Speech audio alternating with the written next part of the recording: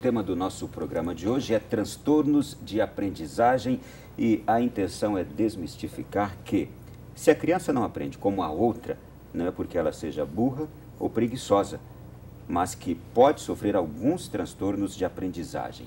Porém, não é porque a criança apresenta alguma dificuldade que ela tenha TDAH, dislexia, DPAC e etc. Mas quem vai explicar isso para nós são os nossos convidados aqui, que estão conosco, Ana Paula e Dr. Alcélio. Por favor, sobre essa questão agora que eu já introduzi aqui, é um sofrimento muito grande para a própria criança e para a família também, não é? É, sem dúvida. O fato dela receber vários apelidos, a receber várias coisas negativas, uma carga negativa muito sobre si, por causa da dificuldade que tem. Por isso assim, que é importante a gente definir muito bem o que a criança tem, né? E a partir daí a gente vai explicar para essa criança e para a família, e com isso a gente vai tentar amenizar as consequências disso daí, né? Então, assim, dentro da minha área, falando em termos de desenvolvimento cerebral, a informação tem que chegar, ela tem que ser armazenada e ela tem que ser resgatada. Então, nesse percurso, a gente vai ter diagnósticos diferentes, com sintomatologias parecidas. Então, por exemplo, se a informação não chega bem, a gente tem a questão do transtorno de processamento auditivo central. Se o indivíduo não consegue memorizar bem essa informação, muitas vezes é uma consequência de um déficit de atenção. Se o indivíduo, por exemplo, não consegue resgatar uma informação que está lá na memória, isso vai justificar uma dislexia. Então, aí que vem a importância da gente definir aonde está o problema. E tudo isso é diferente que a gente chama de cognição, né, da inteligência. Porque você pode ter o dislexo, você pode ter a criança portadora do transtorno do processamento auditivo central, você pode ter a criança portadora do transtorno de déficit de atenção e hiperatividade e ser extremamente inteligente. Como ela tem uma dificuldade nesse percurso, então ela não vai ter o potencial cognitivo de inteligência que ela poderia realmente apresentar. Há filmes que retratam bem isso, não há? Temos alguns. Eu não lembraria agora de nomes, mas me lembro de já ter visto. Agora, assim, só para completar, por isso que é importante, né, a gente mostrar para a criança, olha, você tem um problema, né, é o TDAH, é a dislexia, o problema existe, não é questão de falta de inteligência, né, mas esse problema, ele tem que ter o reconhecimento do problema para ele tentar melhorar, porque se eu não sou portador de TDAH, por que eu vou tratar? Eu não tenho TDAH, eu não tenho dislexia, por que eu vou tentar melhorar isso daí? Eu não tenho. Então, é importante a gente passar para a família, que a família e a criança conscientize do problema para que o tratamento possa ser feito. Porque a gente não vai tratar se é algo que a família não enxerga. Que é aí, Ronaldo, que a psicoterapia entra para fazer esse enfrentamento diagnóstico que a gente fala, né? Que muitas vezes o jovem, ele tem uma resistência ao diagnóstico e, inclusive, ao próprio tratamento, né, doutor Alcélio? Alguns não querem ser medicados, a gente tem uma dificuldade muito grande e, assim, há muitos casos que a gente consegue trabalhar sem medicação, mas uma grande maioria a gente precisa da ajuda medicamentosa. E eles têm uma resistência grande, a família muitas vezes também tem uma fala ali, por detrás ali, também não sou muito a favor desse, aí a gente fica ali meio capenga e vamos evoluindo ali com as ferramentas que a gente tem, né? Ana Paula, é verdade que a maioria das famílias, por não entender, não conhecer, elas elas utilizam-se somente do argumento de que meu filho é preguiçoso. Meu filho é um menino malandro. O que acontece, Ronaldo? É muito comum, quando eu estou dando enfrentamento diagnóstico, eu já tenho o laudo médico e estou junto com a família dando as orientações, é muito comum o pai ou a mãe, né, cada um no seu momento, falar assim, nossa, Ana Paula, estou me sentindo até mal, porque eu sempre achei que meu filho era um termo muito usado, vagabundo, não queria nada com nada, só queria saber de rua, porque ele é desconcentrado para estudar, mas é concentrado nos jogos. É desconcentrado para isso, mas é concentrado para namorar, né? A gente escuta muito isso. Então, a gente explica a questão das habilidades intelectuais, né? Das funções mesmo cerebrais. Porque a habilidade, ela vai de acordo com o que é do seu interesse. Você desenvolve mais uma habilidade porque você tem um interesse maior. O que o Aurélio falou da questão da plasticidade cerebral nos mostra isso. Então, você é capaz de desenvolver qualquer habilidade, desde que, minimamente, você se interesse por ela, né? E desde que você não tenha nenhuma disfunção, né? Nenhum comprometimento a nível cerebral para que impeça, naquele momento ali, esse desenvolvimento. Quando você colocou a questão de, ele é burro, que é falado nas escolas, ou, lá vem o chato, porque o hiperativo é tido como chato, porque ele sempre antecipa a resposta do professor, ele sempre está na frente da turminha. Ele mexe demais com os outros. Exatamente, quando o professor está terminando de passar a atividade ao quadro, ele já terminou, então ele começa a incomodar um ou outro, e na realidade, não só, como o Aurélio falou, ele tem uma inteligência tão boa assim como todos, mas ele é mais célere, ele é mais rápido. Então, quando o professor está indo com o milho, ele já voltou com a pamonha, né? Então, aí ele interrompe o professor, muitas vezes é impulsivo nas colocações, aí a turminha chama o quê? Lá vem o chato. Aí começa a isolar o coleguinha. E aí a gente começa a ver o quê? Essas outras... vamos chamar de comorbidades, né, de ordem psicológica que surgem diante de uma disfunção como o TDAH, como a hiperatividade, né? E aí ele é tido pelos pares como uma pessoa chata, inconveniente. Quer ver se uma situação muito frequente, né? Chega uma criança para a gente que é muito inquieta e hiperativa, mas só de você conversar com ela, você vê que é uma criança extremamente inteligente. Então, a hiperatividade, a inquietude é muito comum nas crianças de alta habilidade, né? Que a gente chama das crianças superdotadas.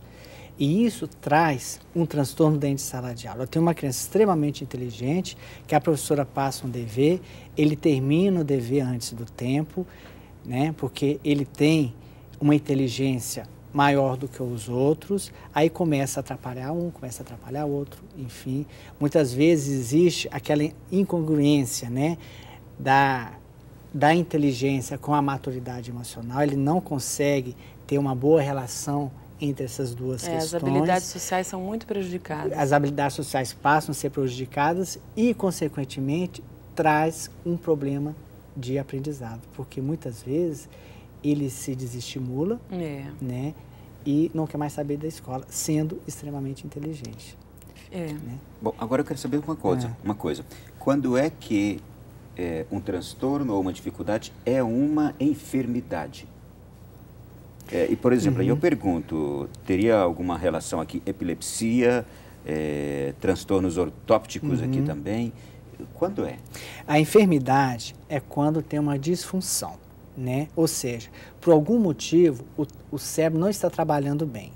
Então, a epilepsia é uma enfermidade que pode levar um transtorno de aprendizado, porque a epilepsia é como se fosse, porque o cérebro é um órgão elétrico, é como se tivesse algum ponto do cérebro que entrasse em curto-circuito. Então, isso pode levar a um transtorno de aprendizado. O TDAH é um transtorno de aprendizado, né, que é consequente à redução da função dopaminérgica, de um neurotransmissor lá dentro do cérebro. A dislexia é uma enfermidade, né? O transtorno ortóptico é uma enfermidade, porque o transtorno da ortóptica vai atrapalhar o cérebro a receber a informação que está vindo pela visão, né? Porque existem duas entradas de informações importantes no cérebro, a visão e a audição. Então, qualquer coisa que possa atrapalhar o cérebro a captar essa informação que está vindo do meio externo, é um transtorno também. O transtorno do processamento auditivo central também é uma enfermidade, né? A criança ouve bem, mas o cérebro não consegue perceber a informação que ele está ouvindo, para essa informação possa ser jogada para a memória. Então, tudo isso que vai levar erro no funcionamento do cérebro passa a ser um transtorno. Um transtorno é uma enfermidade. E para ficar claro e amarrar essa sua pergunta, Ronaldo, pensa só, essas enfermidades que o Dr. Aucélio elencou agora, todas elas são distúrbios, disfunções que geram distúrbios e disfunções da aprendizagem, né? E que, como eu falei para vocês anteriormente, os distúrbios e as disfunções de aprendizagem necessariamente geram dificuldades do aprendizado, mas nem toda dificuldade de aprendizagem é ocasionada por um distúrbio ou uma disfunção, ou seja, é uma enfermidade.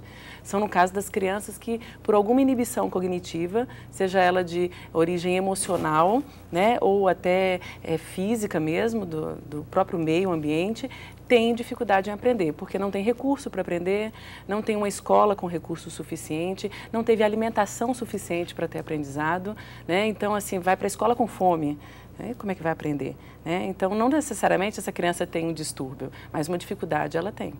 Até uma questão hoje muito comum da própria estrutura familiar, né? Filhos de pais separados, né? Nós fizemos assim, um levantamento lá no HUB. A principal causa, né, dos nossos pacientes lá no hospital universitário, né, a principal causa que leva a uma dificuldade de aprendizado são os problemas emocionais. Então lá a gente atende filhos de pais separados, o histórico de violência doméstica, né, abuso, pai que está, né, na né, cadeia, que está preso. Então, tudo aquilo a questão de assédio às crianças, que isso é algo que é muito dependência comum. Química. Dependência química. Então, tudo isso são situações dentro da estrutura familiar hoje que pode levar uma dificuldade de aprendizado, mas não ter relação nenhuma com uma enfermidade, com uma alteração do funcionamento do cérebro. Eu já estava pensando em perguntar isso para vocês. Onde se originam essas dificuldades ou esses transtornos? E agora o senhor já me traz esse dado importantíssimo. A desestruturação familiar é uma das causas. Portanto, não é que a família é um grande pilar. Sim. Quando a gente vê essa desestrutura na base familiar, a gente vê assim uma resposta avassaladora no desenvolvimento da criança, obviamente do aprendizado, né? A família é um dos grandes pilares, não tem... não adianta.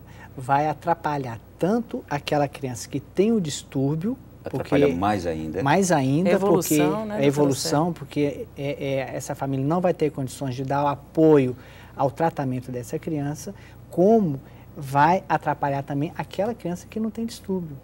Porque emocionalmente ela não está madura o suficiente para lidar com determinadas situações e o reflexo disso daí vai ser o rendimento acadêmico dele. Porque é um lugar onde a criança passa a maior parte do tempo na escola. As relações sociais, as primeiras relações sociais que a criança tem são com os pares, são com os colegas da escola, né? E aí quando você tem uma dinâmica familiar muito disruptiva, caótica, de funcionamento caótico, você tem aí respostas avassaladoras, né? Quando eu estou avaliando os meus pacientes, tem uma pergunta que eu sempre faço para eles, né? O que você mais gosta da escola? Primeiro eu vou assim, do que você mais gosta. Sabe o que a grande maioria me responde? Dos meus colegas. Então vem a questão social. Então, a prioridade deles, eles estão indo para a escola, não é a questão de aprender, é porque eles querem ter uma interação social. Então, se a interação... talvez não estejam encontrando em casa. Não estejam encontrando em casa. E, às vezes, o que motiva eles ainda ir à escola é o relacionamento com os colegas. Então, se perder isso daí, perdeu tudo, né? Independente da criança ter o distúrbio ou não, né? E também, aí eu faço uma outra pergunta. E o que você menos gosta da escola? O que eles vão me falar? Dos professores, né? Quando eles falam dos professores, não é o professor em si. Muitas vezes é a estratégia pedagógica que está sendo aplicada dentro de sala de aula. Né? Que é uma estratégia que às vezes não tem motivação, é uma aula chata, é desconfortável. Imagina você dentro de uma sala de aula, sentado numa cadeira dura durante 5 horas, numa sala quente que não tem ventilação.